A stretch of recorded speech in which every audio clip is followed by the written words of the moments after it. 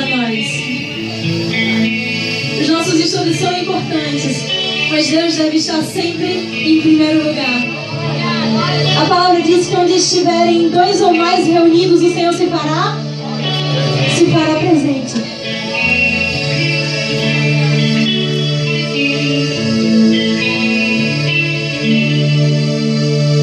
O Rei dos Reis consagro tudo o que sou, de gratos louvores transborda o meu coração. A minha vida eu entrego nas tuas mãos, meu Senhor, pra te exaltar com todo meu amor.